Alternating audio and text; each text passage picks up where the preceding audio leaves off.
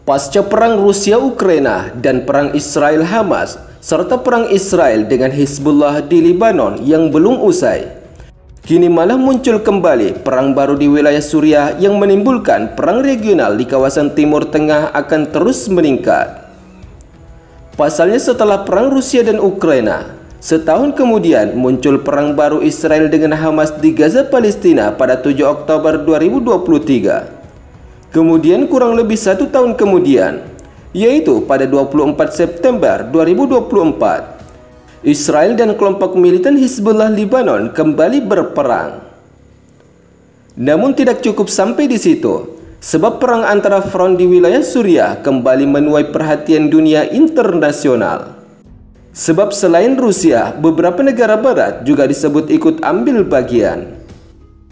Menurut sumber media informasi terkait yang kami kutip pada 7 Desember 2024, Menteri Luar Negeri Rusia, Sergei Lavrov, menegaskan bahwa Rusia memiliki laporan jika Amerika Serikat dan Inggris kemungkinan terlibat dalam mendukung militan yang berafiliasi dengan Al-Qaeda yang saat ini sedang melakukan serangan di Suriah.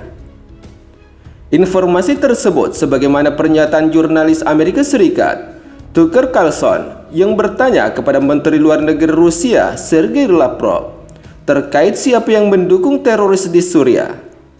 Namun Menlu Rusia menjawab bahwa ia punya beberapa informasi di mana informasi yang beredar dan sudah menjadi domain publik, menyebutkan antara lain Amerika Serikat dan Inggris, serta beberapa orang mengatakan bahwa Israel tertarik untuk memperburuk situasi tersebut sehingga wilayah Gaza Palestina tidak berada di bawah pengawasan yang sangat ketat. Ini permainan yang rumit, banyak aktor yang terlibat, ujar diplomat Rusia tersebut.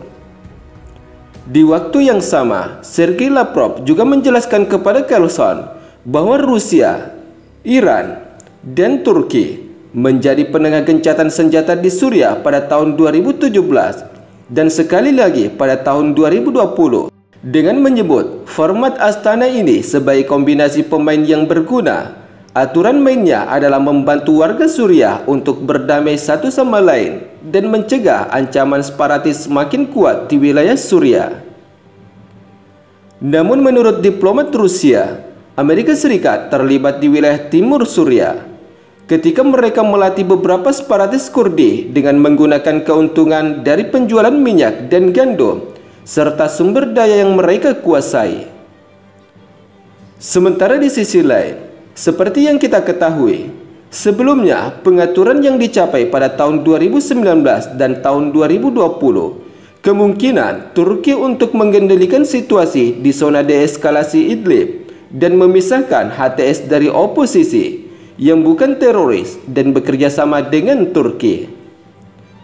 Namun perang kembali berkecamuk di wilayah Suriah di tahun 2024 ini, di mana kelompok pemberontak Hayat Tahrir al-Sham atau HTS yang sebelumnya dikenal sebagai Jabhat al-Nusra kembali melancarkan serangan mendadak dari arah Idlib pada pekan lalu dan sejak itu telah menguasai wilayah kota Aleppo dan Hama.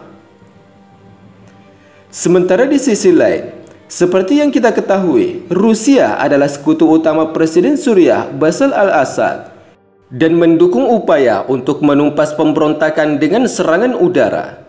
Sementara Turki sendiri secara historis mendukung beberapa pasukan anti pemerintah. Namun keterlibatan Rusia dan Turki dari konflik ini yaitu menjadi penengah gencatan senjata antara berbagai kelompok pemberontak dan pasukan Suriah. Sedangkan Iran bergabung sebagai negara penjamin. Mengingat perang yang semakin berkecamuk di wilayah Suriah, sehingga Presiden Rusia Vladimir Putin juga telah melakukan komunikasi via telepon dengan Presiden Turki Recep Tayyip Erdogan, di mana kedua pemimpin negara tersebut sepakat agar konflik di Suriah perlu segera diakhiri dan mengutuk agresi teroris terhadap negara Suriah. Selain itu, demi perdamaian, seorang pejabat senior dari kantor pemimpin tertinggi Iran juga berada di Moskow untuk melakukan pembicaraan pada hari Rabu. Ini ditegaskan Kedutaan Besar Iran dalam sebuah pernyataan. Namun pada saat yang sama, di Perserikatan Bangsa-Bangsa, utusan Rusia Vasily Nebensia mengatakan bahwa Ukraina telah mendukung kelompok Islamic Hayat Tahrir al-Sham dengan senjata dan instruktur. Instruktur militer Ukraina dari GUR hadir melatih para pejuang HTS untuk operasi tempur, termasuk melawan pasukan Rusia di Suriah, ujar Nebensia. Di sisi lain, Amerika Serikat sebagai negara yang disebut-sebut ikut terlibat dalam penyerangan ke Suriah juga mengonfirmasi bahwa Pentagon telah melancarkan serangan terhadap aset militer di Suriah Timur. Ini terjadi setelah serangan roket di dekat salah satu pangkalan militer Amerika Serikat.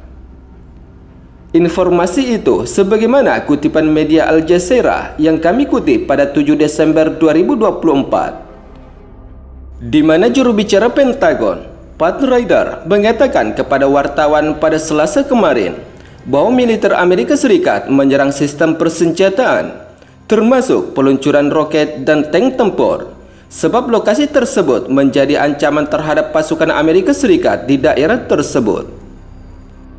Serangan Amerika Serikat tersebut terjadi saat kekerasan meningkat di seluruh negara yang dilanda perang di wilayah tersebut, di mana selama seminggu terakhir, kelompok oposisi bersenjata melancarkan serangan hebat di wilayah Suriah Barat Laut terhadap pasukan pemerintah yang dipimpin oleh Presiden Bashar al-Assad.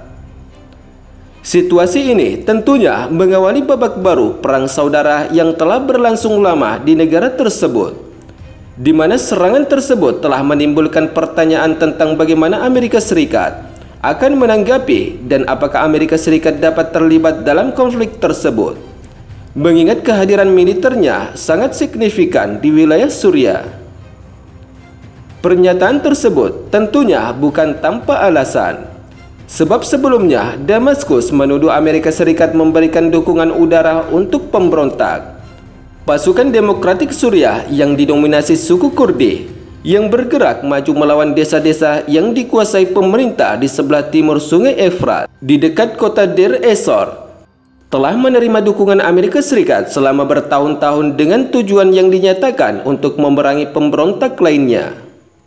Sementara itu, Israel yang merupakan sekutu utama Amerika Serikat di wilayah Timur Tengah telah melancarkan serangan udara di wilayah jalur penyelundupan senjata Hizbullah di wilayah perbatasan Lebanon dan Suriah pada 6 Desember 2024. Serangan udara Israel tersebut hanya berlangsung seminggu setelah penerapan gencatan senjata antara Israel dan Hizbullah di wilayah Lebanon. Sementara pasca serangan udara Israel yang membombardir wilayah perbatasan Lebanon Suriah, kantor berita Sana Suriah melaporkan bahwa perlintasan perbatasan Al-Arida antara Suriah dan Lebanon tidak dapat digunakan lagi karena serangan Israel yang menargetkannya pada Jumat pagi. Usai serangan tersebut, tentara Israel mengatakan bahwa serangan itu bertujuan untuk mencegah penyelundupan senjata dari Suriah ke Lebanon, di mana serangan itu juga pernah terjadi di wilayah penyeberangan perbatasan Suriah-Lebanon dengan alasan yang sama.